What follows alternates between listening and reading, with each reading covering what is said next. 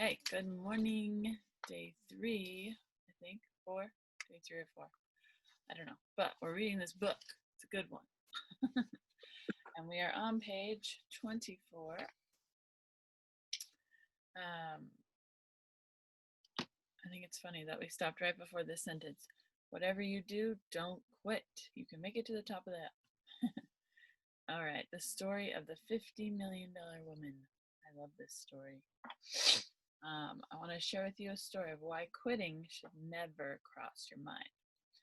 One of the top leaders on my team is a woman by the name of Susie.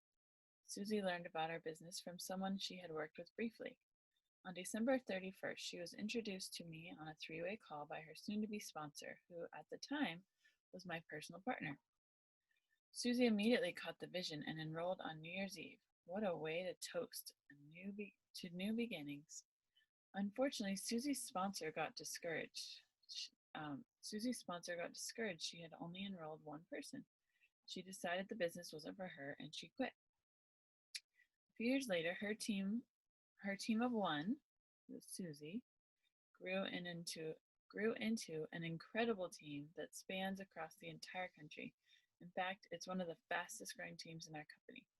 Many team members are driving beautiful free cars, earning amazing incentive trips, and increasing their incomes.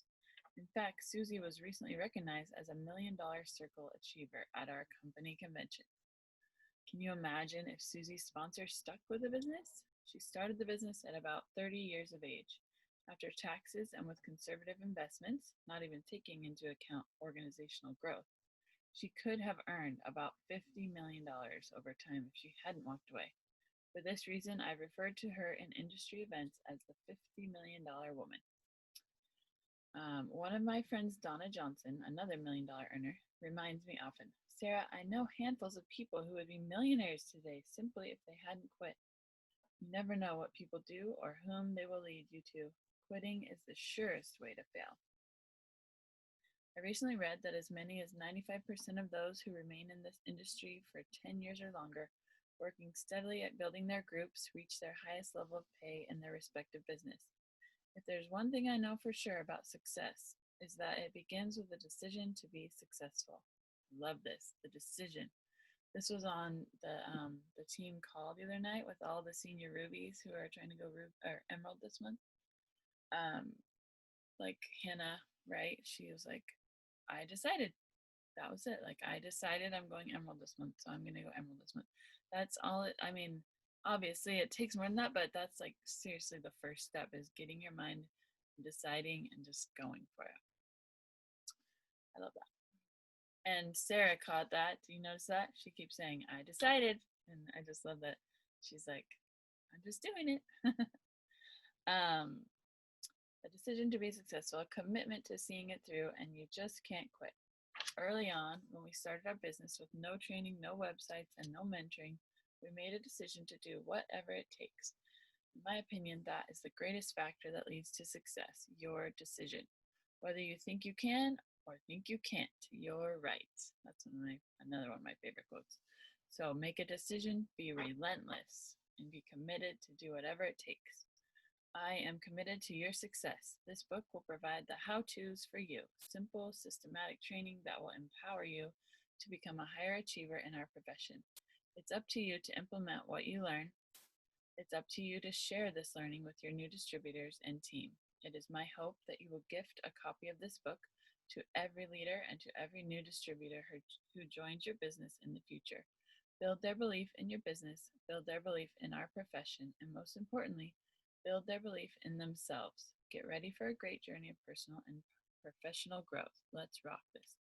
Don't you feel like you've already learned a ton in this book? And she's like, okay, let's get started. Okay. Does anyone else want to read?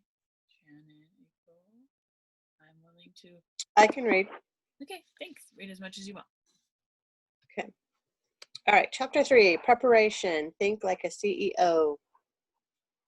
Welcome to the wonderful world of network marketing. What a powerful profession to be a part of. You are your own boss, your own business. You own your own business. You design your own future. You are the CEO of your company. Now what?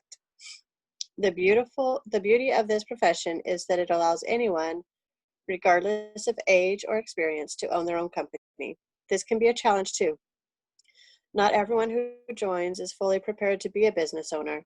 I've heard people say that the business should be kept so simple systematically that an 8-year-old can do it. We are just sharing and inviting. While I agree that we should keep things simple, people still struggle with limiting belief and a lack of self-motivation.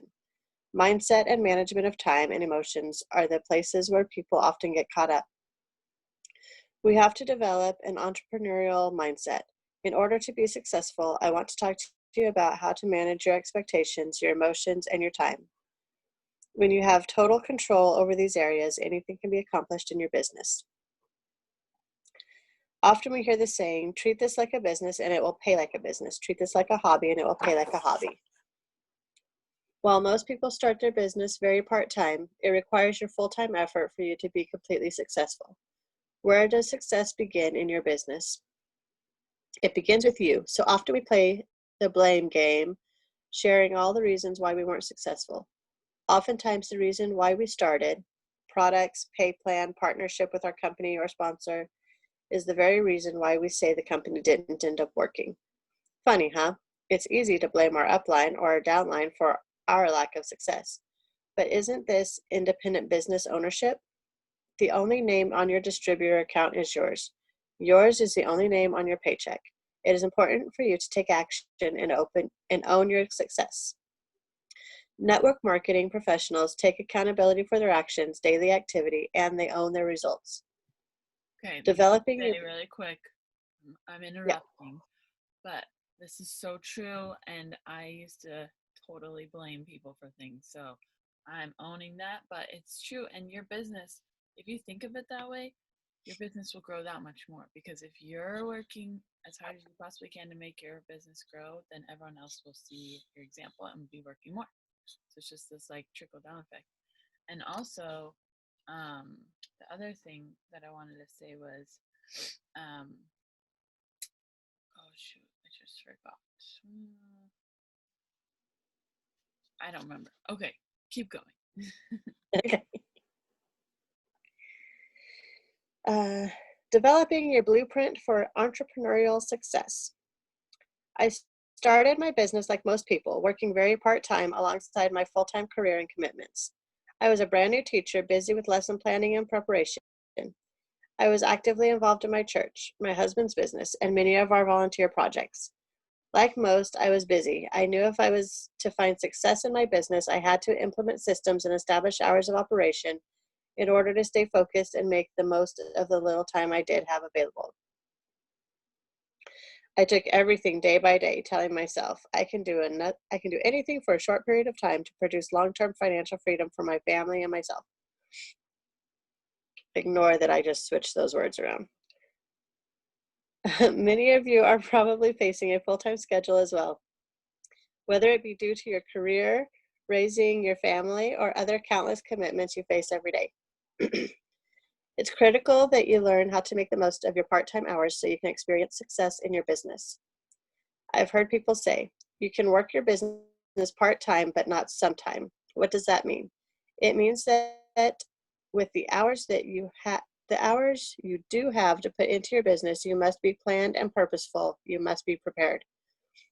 One of the first things most successful business owners do is establish hours of operation.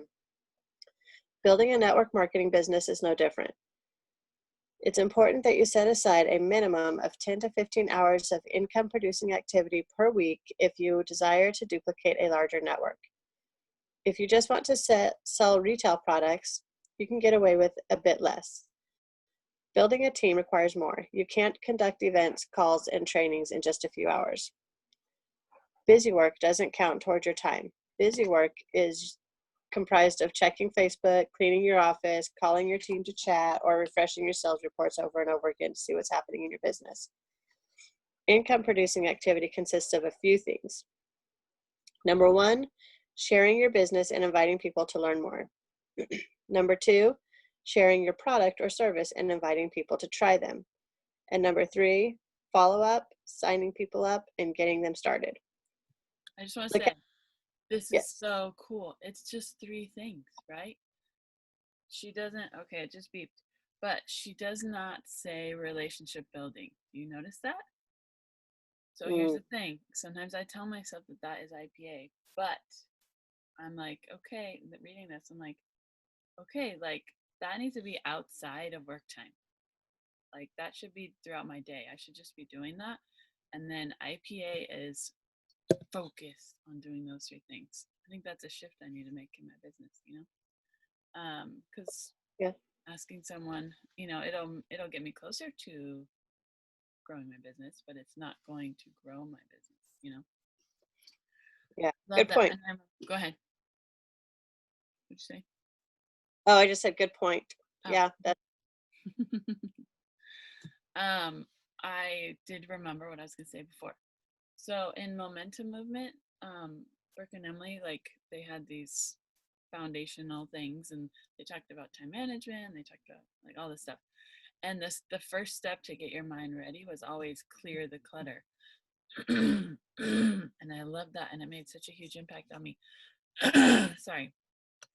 Just finding one space in your house that is cluttered and cleaning it up and organizing it, like taking 20 minutes or an hour or however long and just organizing it, because a lot of times we don't realize it, but and I was the queen of clutter, but we we will walk by all this clutter and we will tell ourselves in our brain, oh, I'll get to that, or oh, I'm an awful person because I have all this clutter. Like it's a negative thing sitting there. And so that was a huge thing for me. Like it helped my self-worth, it helped my brain just be more organized. And anyways, that's a good thing to do. Okay, so thank you so much, ladies, for joining me on this beautiful Friday morning. We will not be having book club again until Monday, so enjoy your sleeping in on the weekend. If you sleep in, or you can get up early. All right, I'll see you guys later today. Well, I'll talk to you anyways.